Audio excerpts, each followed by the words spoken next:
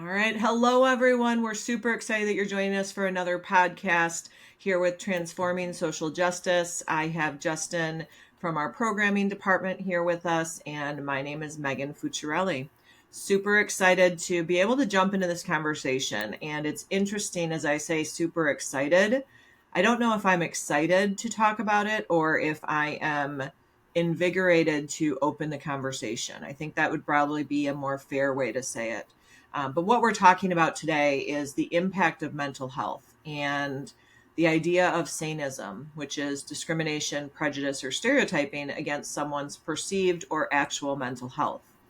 Now, when we say perceived, it's about how society sees us and some of those microaggressions that happen around saneism and around mental health. We're going to dive into some of those, but we're really today going to talk about some of our own personal experiences with the goal of helping everyone feel like they're not alone. If you're struggling with mental health, we want to be able to share with you some different resources and also just to know that you're not alone in this process. So, Justinne, what has been your initial experience? The time I was open to the idea of mental health was when I was a teen, I'd say. I grew up in a very religious community in school and at home. And that was also the same time that I was realizing that I'm queer.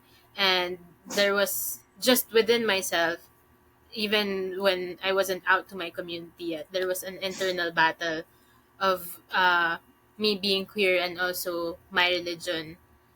Uh, you know, me having to come to terms with both of those identities at the same time. Yeah, and when you talk about that, I think about internalized oppression, right? And how oftentimes when we're born into this world, there are some identities that are pretty evident initially. Right away, we know about certain identities.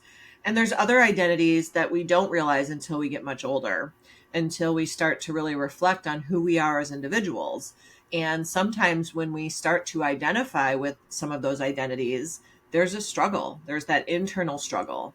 And it doesn't necessarily mean that we don't love ourselves. However, depending on the situation that we're in and the environment we're surrounded by, we can feel like we're wrong or we're bad. Mm-hmm. And that internal struggle, that internalized oppression, I know for myself, I struggled with that as well. When you were sharing your story of coming to terms with different identities, and for you specifically being queer, and understanding that you have some mental health struggles, I also had very similar experiences. And it was growing up in a household that we didn't talk about mental health, right? We didn't talk about emotions. We didn't talk about any of that. And I mean, you know me pretty well. I cry. I have a range of emotions. But as a child, I didn't, right? As a child, it was frowned upon to cry. You were seen as weak. So I remember as a child, I did not cry. And people who know me now as an adult are like, what? What happened? Your waterworks now. And what I've realized is that emotions, whether they're anger, sadness, happiness, any of those emotions make us stronger individuals if we can honor those emotions in the moment. And this ties back into the idea of mental health because I struggled with depression and anxiety from a very early age. And my parents would always just say, "Oh, you're sad, right? You're going to be okay. Look on the bright side. You're not, it's not that bad." And I just remember thinking there was something wrong with me because I was like, well, yeah, I mean, maybe it is something wrong with me. And if I showed emotion, I was called weak and it was not looked upon as a positive. Um, and I think it's so important to think about not just how mental health impacts us, but how all of our identities can impact our mental health depending on our surroundings. And that's the idea of intersectionality, right? Now, for you, at what age did you start to realize that your mental health was a struggle and it wasn't just a period of sadness or a period of anxiety or a period of a mental health struggle? It was a clinical diagnosis. Yeah, I think I was probably 15, like my mid teens was when I started realizing that, and also when my parents started taking it seriously as well, because my school was involved. Mm. Um, there was this incident, and my school adjusted by talking to my parents and letting them know that not letting them know, but suggesting that it's probably best that we see someone. And the first help I ever got at that time was a family counselor. So my parents and I went to a family counselor. Being a teen, I was very angsty as a teen. I was very angsty and very angry. So I think that was very helpful for me and my family, just being able to talk to them, because Yeah. as I said, I was very angry. I never wanted to talk to anyone and Right. anyone about anything. So having the school like intervening and suggesting that we do that was very helpful for me Mm-hmm. to open up to my parents. But they Yeah. ties back to my queerness and my own acceptance of it. They didn't have any problem with it. It's more of my internal struggle of coming out to them, like, because they are my family, and I Right. wanted them to accept me. When I finally did it, there wasn't any problem. The struggle was with me Mm-hmm. finally just opening up to them about it. So that Yeah. was the very first time. Yeah, and there's so many pieces of what you just said of oftentimes, especially if we're disclosing an identity that we feel is cloaked, right? Or beneath the surface that no one else knows about. Sometimes we create this story in our heads of how it's going to be so difficult to share and what people's responses are going to be. And it's very pleasant when it's surprising that it's not a big deal to the people we want to disclose it to, right? They honor, accept, and just love us no matter what. Yeah. And then there's always going to be people who don't accept whatever that identity is as well. I'm so grateful that you had the opportunity and the experience where your parents just loved you and accepted you. I've had similar situations where my parents might not necessarily like specific identities that I share, but they don't stop loving me, right? We've had our struggles. My parents are human. I'm human. We have our struggles, but overall, I know that they will always be in my corner and I'll always be in their corner. And that's a wonderful feeling to have. Um, because I know the stories I told myself, specifically sharing specific identities around myself, that I was very nervous about doing that with anyone in my family, but especially my parents. Um, Mm-hmm. I love that your school, because I know in some of our conversations, we'll probably get into more of it, but sometimes schools don't respond the best, right? And your school, by contacting your parents and helping you find the family counseling, as you shared, it really helped you to be able to come to terms and kind of talk through some of that anger. And I would love to kind of talk through that a little bit. I know that our other podcast this month, we're talking specifically to school leaders and business leaders. Um, but I think this ties into both and how important it is for schools to take mental health seriously and how important it is to have those conversations. I know for myself, I struggled with depression throughout all of my K 12 education. And I never had the school intervene. I never had a teacher say, "Hey, Megan, I'm worried about you." I felt very alone from the students, from the teachers. We didn't have counselors that actually helped us. We had guidance counselors at the high school, but the guidance counselors helped us with school, like classes and how to get into college. It wasn't a Yeah. social worker counselor. Um, and it wasn't until I went away to college that I was able to find a counselor to be able to help me. But I wonder if I did have some kind of a support system, a teacher, a staff member, a counselor, someone reach out to me or try to support me in high school, if it would have helped shift my trajectory a little bit more. Um, Mm-hmm.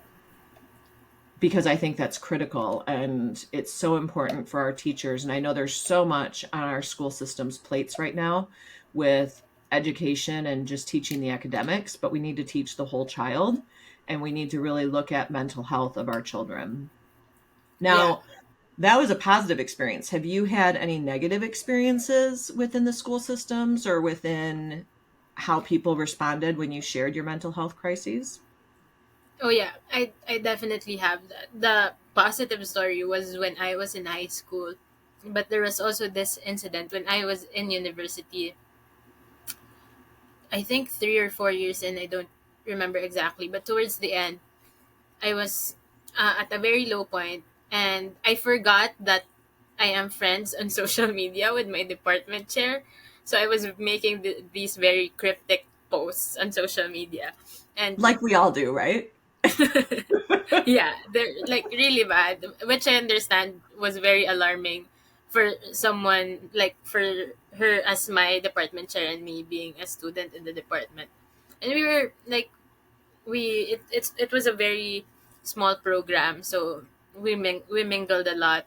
So they knew me personally, and they were alarmed by the very cryptic posts that I was making. So they called me over, spoke to me, how they can help, and then in that process they sent me to the university counselor. So I went, and I my college was arts and sciences, so we I was in the same college as the psychology department, but I was in the communications department. So I also knew these people, the counselors. They were in the same like circle, I'd say. And then I went. I spoke to them about uh, the the cryptic posts and then the general issues and the general struggle. And what stuck to me was the main response. The main response was I just needed to pray more. Mm, And I'd say I was angry about that. Like I mhm. wasn't even sad about it. I was very angry about it. My initial thought was if I if prayers worked, I wouldn't be here speaking Right. with you. So at like I said, it I was a little older at this time, but like I said, I was very angsty and very angry. So I had another angry response, and that's what I said. I wouldn't be here if prayers worked. So Yeah.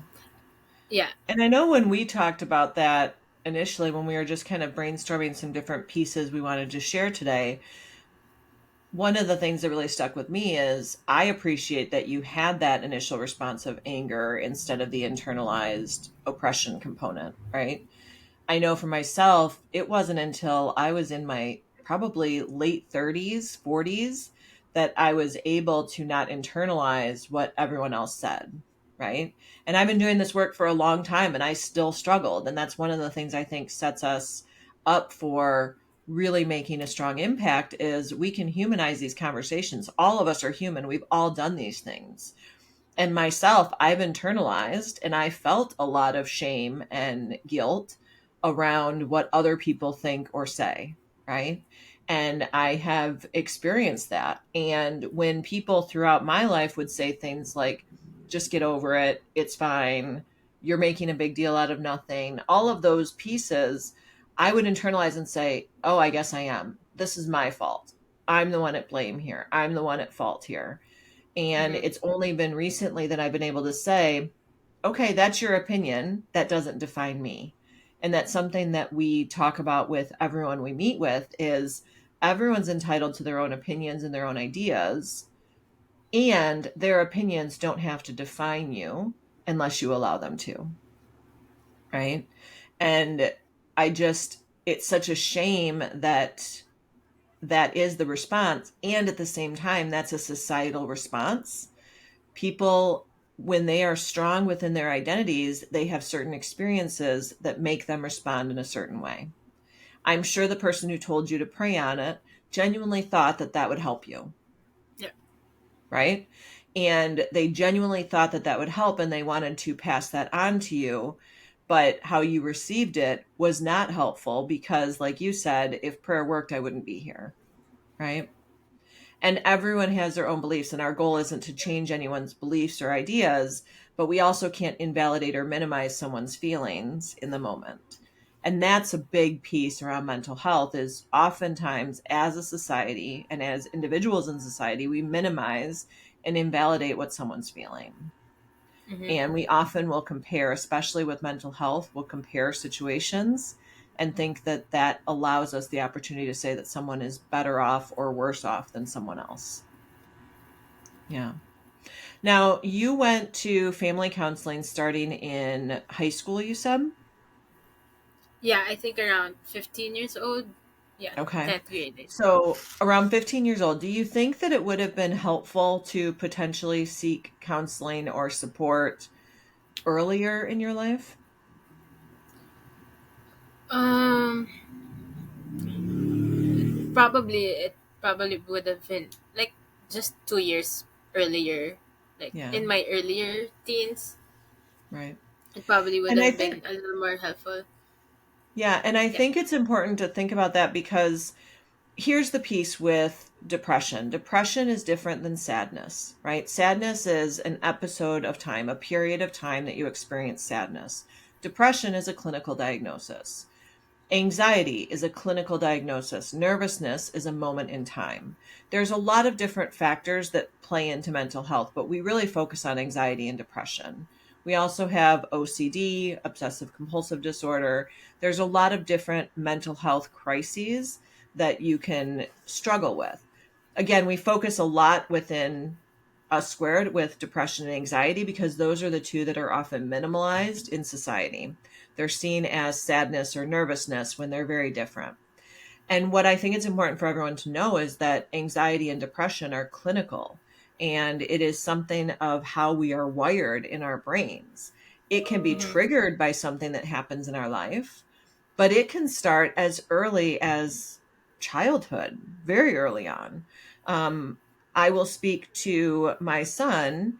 My son experienced some things early on that kind of triggered some responses in him. And there was a period of time that he had to go seek counseling.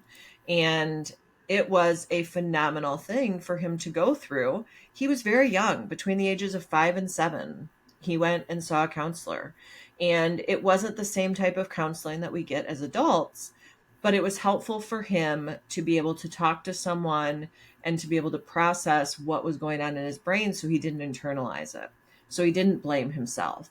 And I think that's something for everyone to be aware of is that it can be something that we start as early as 3, 4, 5 years old. I initially went to school for child play therapy. And child play therapy is specifically for children who have traumatic events at a very young age.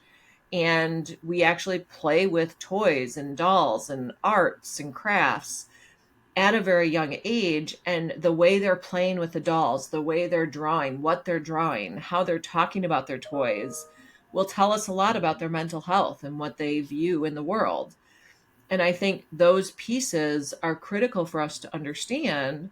So, as parents, if we see our children struggling with something, we know what signs to look for. Mm-hmm. As teachers, as people in the community, it's about looking out for one another. And I just think that's so important and how much that stays with us because I had traumatic events as a child as well. And because throughout my entire childhood, up until I was 18, I didn't get any help for that. It took me a little bit longer once I got to 18 to be able to work through that. And I think that's why I did internalize so much of it for so long because I didn't receive the help at a younger age when it was happening, when it was more fresh. I sat in it and I Yeah. internalized it. And I thought I was the bad person for so Mm-hmm. many years because I didn't get the help at the time. And I think that's something that so many people can relate to is we think we can push through, we think we can get through it on our own, right? We put on our cape and we try to act like we're superheroes and we try to push through. And sometimes that works and sometimes it doesn't. And when it doesn't, it can actually cause really harmful impacts for the future. Yeah, I definitely resonate with sitting on it. Like, Yeah. yeah.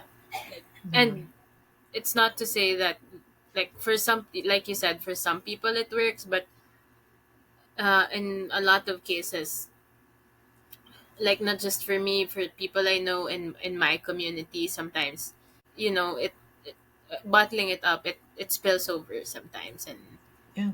it's sometimes harder to manage when we do that. Right. It's the same thing as a physical ailment, right? If you're sick and you don't go to the doctor, it doesn't just magically go away, right? Yeah. If you have a cold, yes, it will go away. It's a temporary thing. A cold is to the physical world like sadness is in the mental health world, right? A cold will go away, sadness will go away, but cancer will not go away. Depression will not go away. You have to get treatment to help it go away, right? You can eliminate cancer in some cases. There's medications, treatments.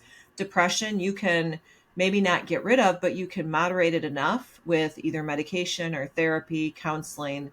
There's different pieces that you can consider, but you have to take steps to try and address that.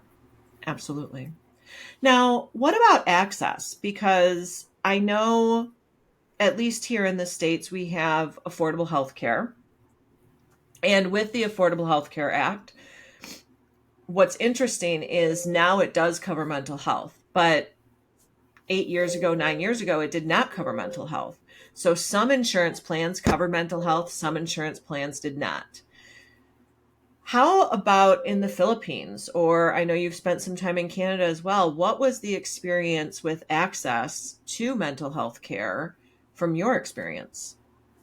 So here in the Philippines, I'd say it's not readily accessible or available. You really, really like dive deep into it, do your research for you to find it. Publicly, it is accessible. I know someone who has access to public mental health care, but it's really it's good, but it's good in a way that it will help you once you get access to it, but the actual part of getting access to it is the difficult part because it's public and so many people need it. It becomes like a lottery to a certain extent. Mm, Like you reach out, try to get an appointment. You send you literally send a text, which I also tried, and the the secretary for the public doctors just assess who gets to go first, and yeah. if they don't think your situation is bad enough, it might take you months or years to get access to public health care. And then Yeah. um, private mental health care is very, very expensive, um, Mm, like in the tens of thousands, and also yeah. very limited. And uh, like as I said, with intersectionality for myself personally, like LGBTQ friendly um, psychologists are very rare in the Philippines. Like Yeah. um, now it's good because there are communities that share those resources, but you really have, like I said, you really have to seek them for you to Yeah. find them. Yeah. Yeah, and you bring up a point that I honestly had not even remembered until you were talking about it, but the idea of having safe places to go to discuss your mental health, right? Mm-hmm. And you mentioned being part of the LGBTQ community and having that friendly environment and that safe environment to be able to go speak to a counselor or a psychologist. I have a very close friend who identifies as trans, and I will tell you that they have had to go to multiple different counselors and psychologists because they'll say, yes, we accept everyone and we would love to work with you as a trans individual. And then when they go in, it's not understanding some of the nuances of mental health around certain identities. You Mm-hmm. know, there are certain identities that really compound what it looks like and compound mental health when you have not just society's impression of you, but maybe medications you're taking like hormones or testosterone. You're taking certain medications to help with your transition that can also impact your mental health, your physical health, your emotional kind of stability with everything going on. Because, I mean, think about that. we have this conversation. They're like, think about or remember back to when you were going through puberty and how much your body felt like it was in a war with itself. Mm-hmm. People who are transitioning are going through that on a daily basis because their body is completely shifting with what hormones are present in their body. I can't imagine. Like, I recognize the privilege I have being a cisgender woman. I can't imagine going through puberty every day of my life as an adult. I just can't. And to have to talk about that with someone who doesn't understand it or someone who doesn't want to understand it, trying to help my mental health with someone who can't necessarily embrace that part of me, I can't imagine how difficult that would be. Yeah. Mm-hmm. When we talk about access, we have here in the US quite a few companies and school systems as well have employee assistance programs. And those employee assistance programs will sometimes have resources for mental health. Oftentimes, though, those mental health resources are either text messages or online. And we've really transitioned to a lot of online services, especially since COVID. And I'm wondering if you've had any experience with online experiences with mental health, or if that's an option, because you said that it's very difficult to get in to see a counselor. Have there been any, or have you had any experiences with the online supports? I tried when I was in Toronto. Um, I found this resource. I don't remember what it was anymore, but I found this resource where you answer a pretty lengthy quiz about what you're going through so that they can try and assess. So I did that, did the quiz. I was very excited about it because it's the first time I'm actually seeking actual professional help as an adult, not Right. outside of university and all that. So I That's tried empowering, that. isn't it? Yeah, I was very excited. Oh, I'm gonna do Yeah. this You're like, quiz. woo, I'm an adult. Yay. And like, and I just at that time I just moved to Canada from the Philippines, so it was like the move was already a big leap for me. So seeking help was just an additional, an even bigger leap from my move. And then I did the quiz, very excited, and then I got the email back from them and the response, which to me is funny, but the response was, "You need to see someone in person," and Oh, I shared it to my close circle, and guys, oh, I online doesn't even work for me anymore. right. They want me to see someone in person, so that didn't work out. So but there are a lot of online resources if it's available and if it's something, uh, and if your situation is something they can help you with. Right. And that's a really interesting conundrum, right? Because so many people are wanting to find something right then, right now, and it is a wait, right? Even if you have insurance to help you, it is a wait to get in to see a mental health professional. And it's a conundrum because we want to be able to access the mental health support and the convenience of being online, the quick response rate.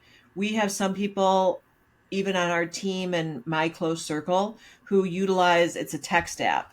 And we're going to put resources down below for you to be able to reach out to if you're based here in the States. I'm not sure if those resources are available outside of the US, but we're going to make sure that you have resources that are available within the US. But there are some text apps that we have people who love. They are immediate, it's quick response. It's not meant for significant situations where you're in a dire circumstance in that moment.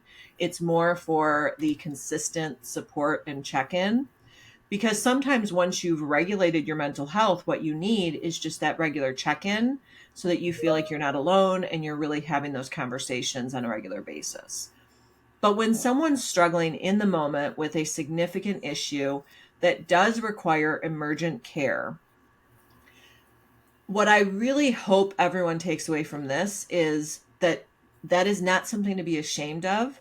It is not something that you can just hole up in a room and isolate yourself and it'll go away.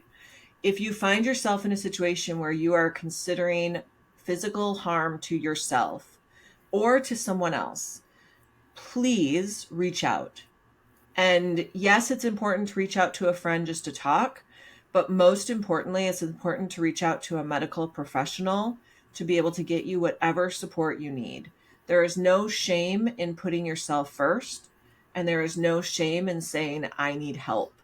And that was something that took me a while to recognize. I don't know if you can relate to that, Justin, but it's really hard for me to say I need help. And Mm-hmm. that's across all lens of my life, personally, professionally, in the business. Like, I mean, you're on my team. It's hard for me to say, hey, can you do this? Right? Because if it doesn't get done, then I'll jump in and do it. And that's not going to help. Right? Mm-hmm. But with mental health specifically, it's okay to ask for help. And asking for help is actually a sign of strength.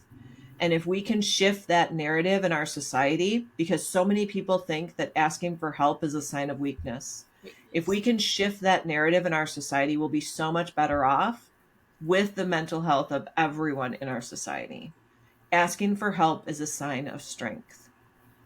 And it's so difficult for people to do that because society does not see it as an act of strength.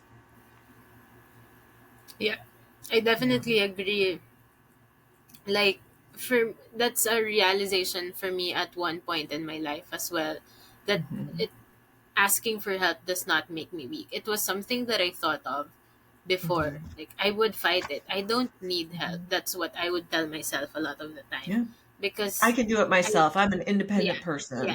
I can power through.